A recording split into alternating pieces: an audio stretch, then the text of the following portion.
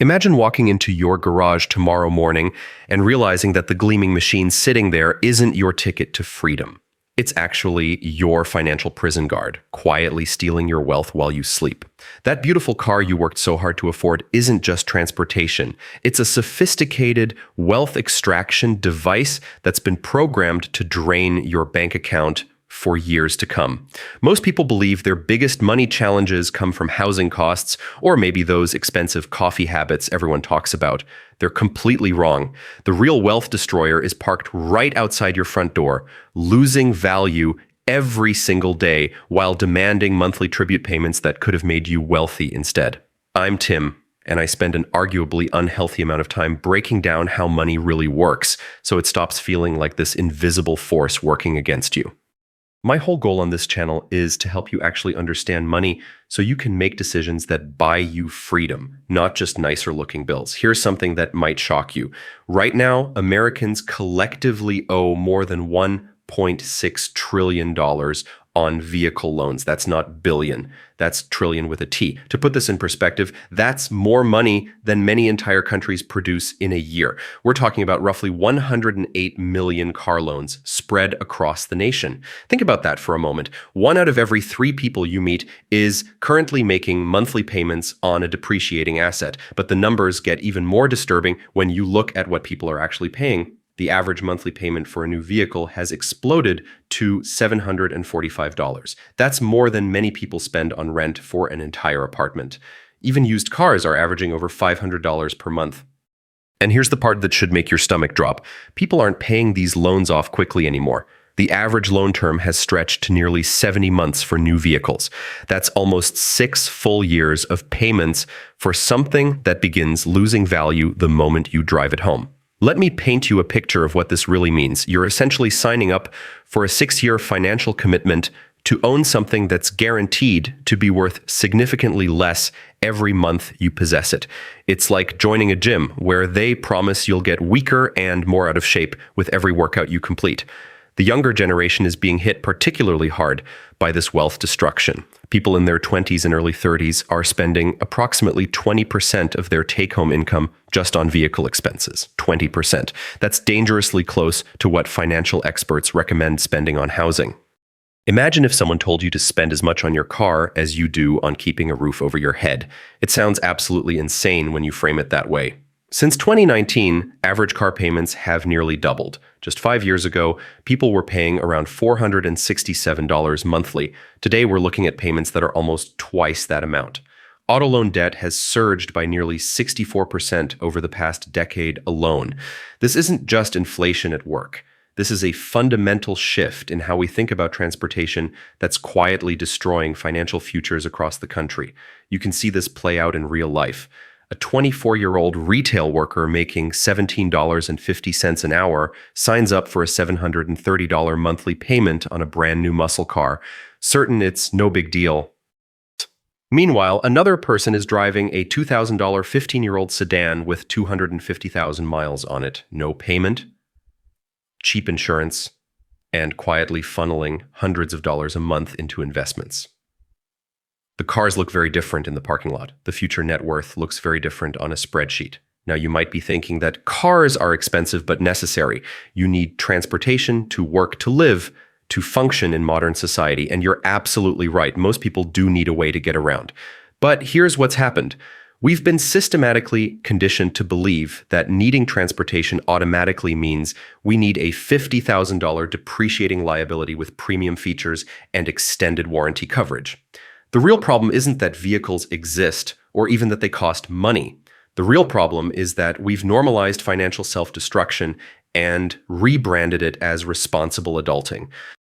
We've been taught to see debt payments as a normal part of life rather than what they actually are: wealth transfer systems that move money from your pocket into someone else's. Let me break down the true cost of vehicle ownership, because that monthly payment you're focused on represents just the tip of a very expensive iceberg. According to automotive industry associations, the total annual cost to own and operate a new vehicle exceeds $12,000 per year. That's more than $1,000 every single month when you factor in everything that comes with car ownership. We're talking about fuel costs that average over $2,000 annually for most drivers, insurance premiums that range from $2,000 to nearly $3,000 per year, depending on your location and driving record. Maintenance and repair costs that average $126 monthly for new vehicles, and that's assuming nothing major breaks down, which something always does. Every time you think you've got your transportation budget figured out, your car decides it needs an $800 repair that you definitely weren't planning for. Oil changes, tire replacements, brake work, transmission problems, air conditioning failures, battery replacements. The list of potential expenses is endless, and each one represents money that disappears forever without building any equity or generating any returns. But here's where cars really reveal themselves as wealth destroyers. Let's talk about depreciation, which is perhaps the most brutal aspect of vehicle ownership. A new car loses up to 20% of its value the moment you drive it off the dealer's lot. Before you've even made it home to show off your purchase, you've already lost thousands of dollars. It's like watching your money evaporate in real time. After 1 year of ownership, your vehicle will be worth approximately 20% less than what you paid for it.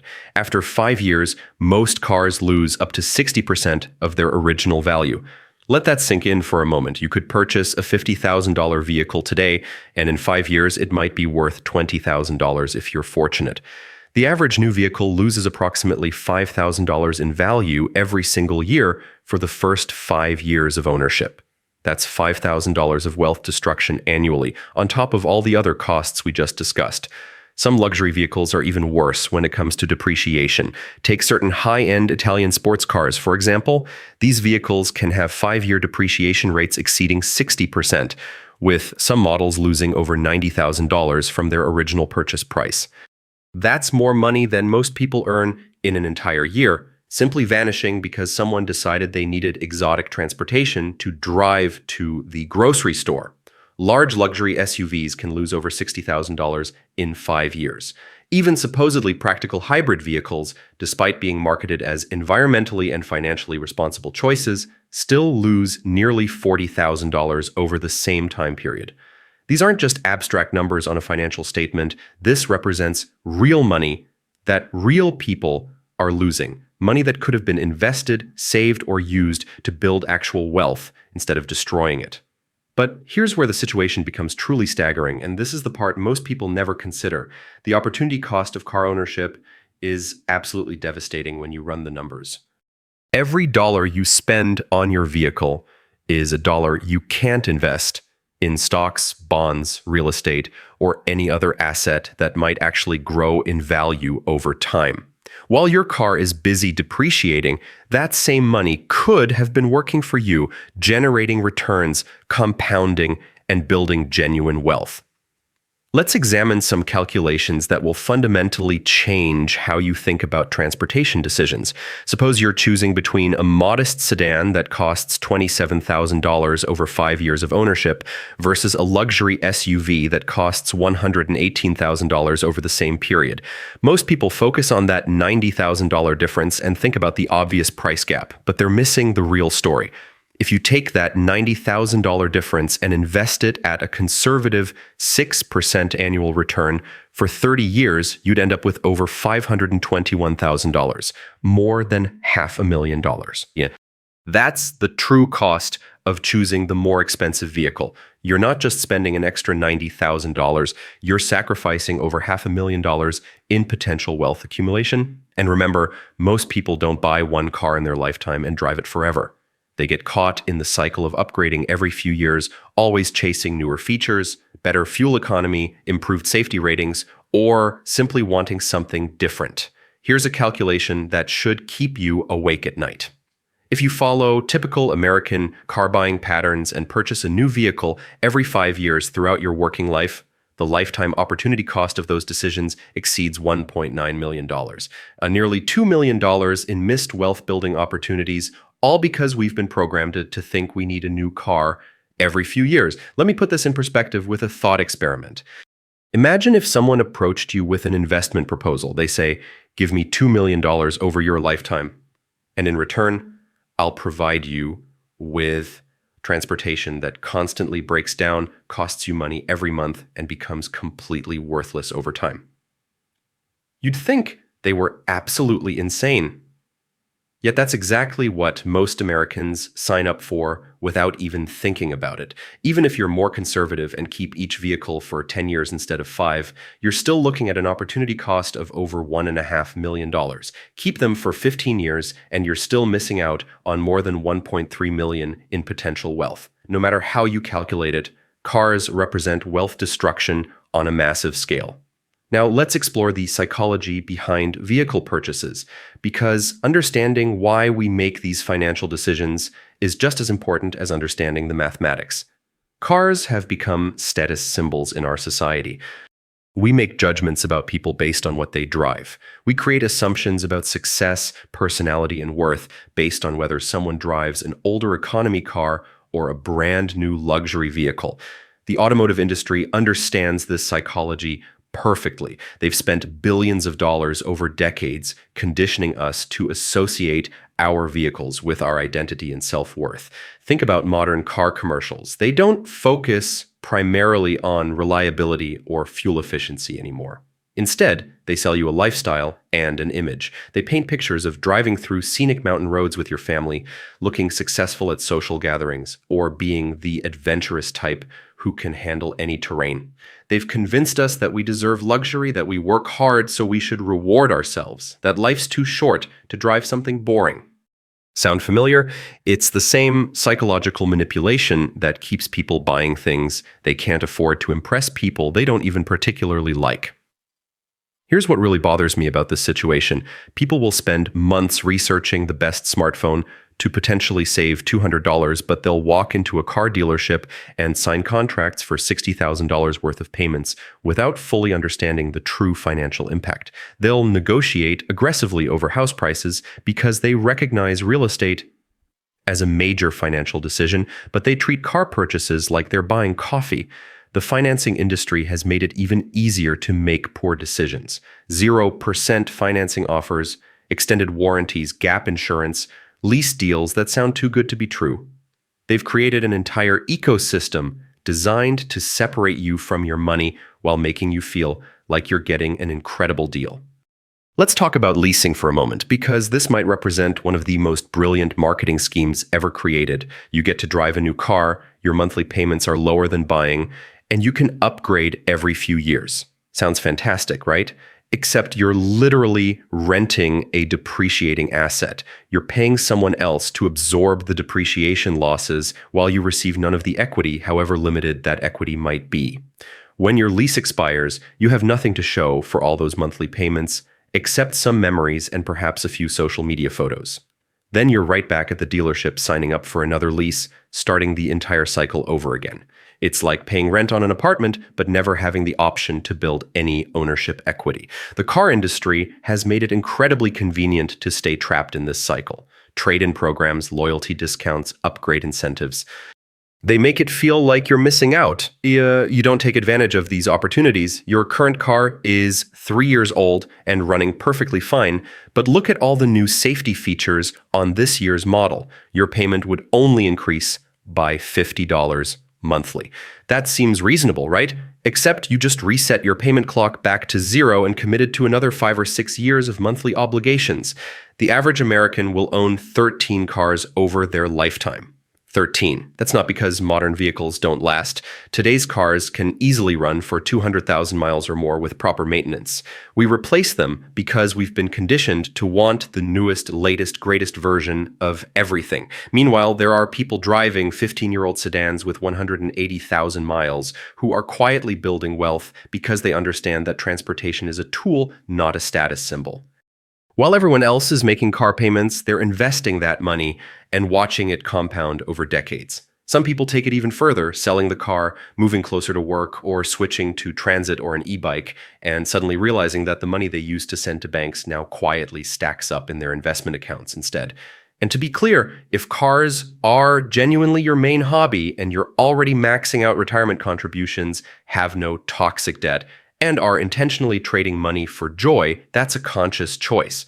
The problem is that most people making $700 payments are nowhere near that position. They're not buying joy. They're buying stress on a 6-year payment plan. Here's something that should make you angry. The people selling you these financial nightmares know exactly what they're doing. Car dealerships often make more money on financing arrangements than they do on the actual vehicles themselves. They want you to focus on monthly payments instead of total cost because it makes expensive cars seem affordable. They'll ask what monthly payment you're comfortable with instead of asking about your total budget for the purchase. They'll stretch out loan terms to lower your monthly payment while increasing the total amount you'll pay over the life of the loan. They'll roll negative equity from your trade-in into your new loan, putting you even deeper underwater from day one. The banks love this arrangement because they're earning money on interest payments. Insurance companies benefit because you're required to carry full coverage on financed vehicles. Manufacturers profit because they're selling more expensive cars. Everyone's making money in this system except you. But the situation becomes even more problematic when life gets complicated, as life inevitably does. You lose your job, but you still owe $47,000 on a car that's now worth $28,000. You can't simply stop making payments because they'll repossess the vehicle, destroy your credit rating, and you'll still owe the difference between the loan balance and the car's current value. You're financially handcuffed to this depreciating asset, whether you can afford the payments or not. You get divorced, and now you're fighting over who gets stuck with the underwater car loans. You have a baby and need something larger, so it's time to roll that negative equity into an even more expensive vehicle, digging yourself deeper into the financial hole. You want to move to a different city for a better job opportunity, but you need to factor those car payments into your calculations of whether you can afford the relocation. Your monthly car payment follows you wherever you go, limiting your options and keeping you trapped in financial decisions you made years ago. What's particularly insidious about this entire system is how normal it's become. Having a car payment is just considered part of being an adult, like paying taxes or complaining about the weather. When someone actually pays off their car, the first question people ask is what they're going to buy next. The idea of driving a paid-off vehicle for years while investing the money you would have spent on payments seems foreign, almost irresponsible. We've been programmed to think that if you're not making payments on something, you're not living your best life. Let's address the argument that you need a reliable car for work, family, and emergencies. This is absolutely true, but what's not true is that you need a reliable car payment. A 5-year-old mid-size sedan with 60,000 miles is going to be just as reliable as a brand new version of the same car, maybe even more reliable because all the initial manufacturing issues have been identified and resolved. But one costs $15,000 that you can pay in cash, while the other costs $35,000 that requires 6 years of payments plus interest. The safety argument doesn't hold up to scrutiny either. Modern safety standards mean that even a 10-year-old car is incredibly safe compared to vehicles from previous decades. You don't need the latest collision avoidance technology to protect your family. You need to avoid distracted driving behaviors. The fuel efficiency argument is equally weak. The difference between a 2018 model and a 2024 model of the same car might be 3 miles per gallon. At current fuel prices, that difference might save you $300 per year in gas costs. Meanwhile, the payment difference is probably $400 per month. We've become experts at justifying terrible financial decisions by focusing on minor benefits while ignoring massive costs. It's like buying a $5,000 suit because it has slightly better stitching while ignoring the fact that you can't afford groceries that month. Here's what really frustrates me about this situation. The same people making $700 car payments will complain that they can't afford to invest for retirement. They'll say they don't have money for an emergency fund. They'll claim they can't afford to pay off their credit card debt, but they've allocated $700 monthly to a depreciating asset, plus insurance, plus maintenance, plus fuel. That's easily $1,200 monthly in total transportation costs. Invested at 8% returns over 30 years, that represents over $1.4 million in retirement savings they're sacrificing. They're choosing to stay financially stressed so they can drive something impressive to their job that they hate, so they can afford the car payment that keeps them trapped at that job. It's the most perfect example of a vicious financial cycle ever created. The car industry has convinced us that this is normal, that being financially stressed about transportation is just part of life, that everyone has car payments, so you should too. They've normalized financial self-destruction and wrapped it in premium leather and heated seats. They've made us accomplices in our own wealth destruction, and we thank them for the privilege by posting pictures of our new cars on social media. Meanwhile, people who actually understand money and build genuine wealth are driving paid-off cars that are 5 to 10 years old. Some of the wealthiest people in history have driven the same vehicles for 8 years or more. They understand that cars are tools, not investments, not status symbols, just tools to get from one place to another. But here's what nobody discusses, and this is where things get really interesting. The psychological impact of not having a car payment is almost as valuable as the financial impact. When you don't have a car payment, you have options. You can take risks with your career because you're not trapped by monthly obligations. You can invest more aggressively because you have lower fixed expenses. You can sleep better at night because you're not worried about making payments on a depreciating asset. When you don't have a car payment, you have genuine freedom. You can make decisions based on what's best for your future, not what's required to service your debt obligations. So what do you do with all of this information? It doesn't mean you sell your car tomorrow and start walking everywhere. It means you start treating transportation like a tool instead of a personality trait. It means buying reliable used cars instead of brand new status symbols. It means keeping vehicles for 10 years or more instead of upgrading every 3 to 5. It means refusing to roll negative equity into new loans, staying out of leases you don't fully understand, and keeping your total car costs low enough that you can still save and invest meaningfully every single month. The next time you're sitting in a dealership listening to someone explain why you absolutely need the premium package with features you'll rarely use, remember this conversation. Remember that every dollar you spend on that car is a dollar that can't work for you in the stock market, can't build your emergency fund, and can't purchase the one thing money can actually buy: freedom. Your future wealthy self will thank you for driving that boring, reliable, paid-off car while everyone else is still making payments on their financial nightmares. The choice is yours, but now you understand what that choice really costs.